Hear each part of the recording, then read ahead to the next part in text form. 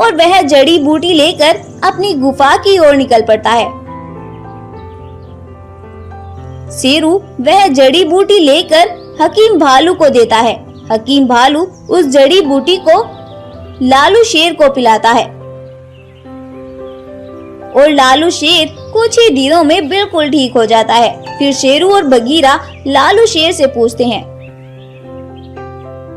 भाई तुम्हें घायल करने वाला कौन था, बताओ हमें, आज उसकी खैर नहीं है। फिर लालू अपने दोनों शेर भाइयों को पूरी बात बता देता है। चलो लालू और बगीरा, आज उस सेबर-टूथ टाइगर को सबक सिखाना ही होगा। फिर वह तीनों सेबर-टूथ टाइगर के पास पहुंच जाते हैं और लालू को जिंदा देख सेबर-टूथ टाइगर बहुत डर जाता है और तीनों रंगीन शेर भाइयों से माफी मांगने लगता है। आज अगर तुम्हें माफ कर दिया तो कल फिर तुम कुछ ना कुछ प्लान बनाओगे।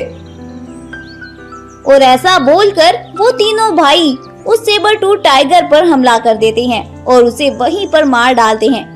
सेबर-टूथ टाइगर के मरने के बाद जंगल में अब सब कुछ शांत हो जाता है और सभी जानवर खुशी खुशी वहाँ पर रहने लगते हैं। स्टोरी पसंद आई हो तो इस वीडियो को लाइक करें, अपने दोस्तों के साथ शेयर करें और ऐसे ही और अमेजिंग और इंटरेस्टिंग वीडियोस के लिए हमारे चैनल को अभी सब्सक्राइब करें। Thank you.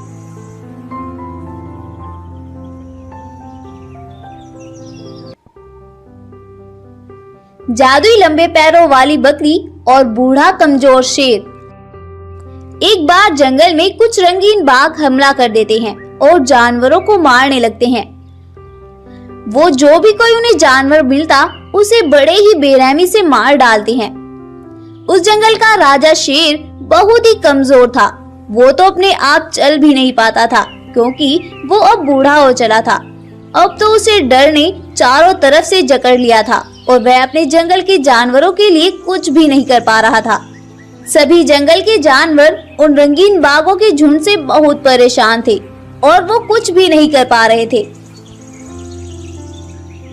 इसी तरह दिन बीतते हैं और उन रंगीन बाघों का कहर उस जंगल में और भी बढ़ता ही जाता है। उन्होंने तो उस जंगल का शमशान बना दिया था। जिधर भी देखो जानवरों की लाशें ही नजर आ रही थी। ऐसी समस्या को देखते हुए कुछ जानवर शेर महाराज के पास आते हैं और शेर से बोलते हैं, अरे अरे महाराज, कुछ कीजिए महाराज, उन बाघों ने तो हमारे जंगल का शमशान ही बनाकर रख दिया है। प्लीज महाराज कुछ कीजिए, कुछ सोचिए। शेर गाय की बातें सुनकर कुछ भी नहीं बोलता और अपनी गर्दन झुका लेता है क्योंकि वो कुछ भी नहीं कर सकता था सिवाय अफसोस के। जंगल के जानवर महाराज शेर को बोलता न देख वहां से ऐसे ही निराश होकर चले जाते हैं और शेर अपनी मजबूरियों से परेशान था और वह सोचता है, काश मेरे पास बुढ़ापा न होता, शायद मैं अपने जंगल के जानवरों को बचा पाता। अगले दिन वह जालिम बाघ जंगल में आते हैं और बकरियों के झुंड पर हमला कर देते हैं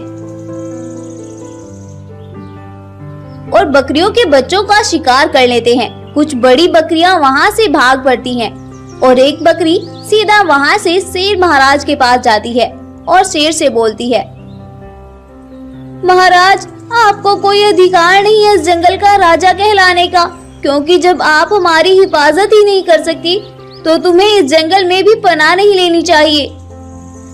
उन जालिम बाघों ने आज हमारे बच्चों पर हमला कर दिया और हमारे नन्हे बच्चों को मारकर खा गए वो जालिम बाघ। ऐसा बोलकर वो वहां से चली जाती है और शेर अफसोस में डूब जाता है और बोलता है, जब मैं किसी के काम नहीं आ सकता तो मुझे इस दुनिया में भी रहने का कोई अधिकार नहीं है। ऐसी जिंदगी से तो मर जाना ही बेहतर है।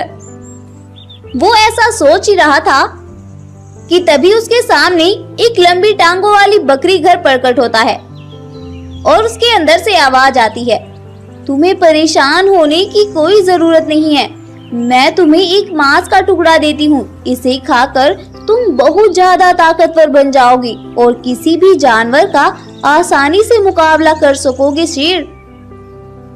इसके बाद वह बकरी शेर को एक मांस का टुकड़ा दे देती है। उस मांस को खाकर शेर के अंदर एक अजीब सी ताकत आती है और वह खूब ताकतवर बन जाता है। और इसके बाद बकरी वहां से गायब हो जाती है और शेर उन ताकतों को पाकर जंगल की ओर निकल जाता है। तभी वह देखता है कि वो बाघ एक बकरी का शिकार कर रहे हैं। शेर पहले उनके पास जाकर उनको समझाने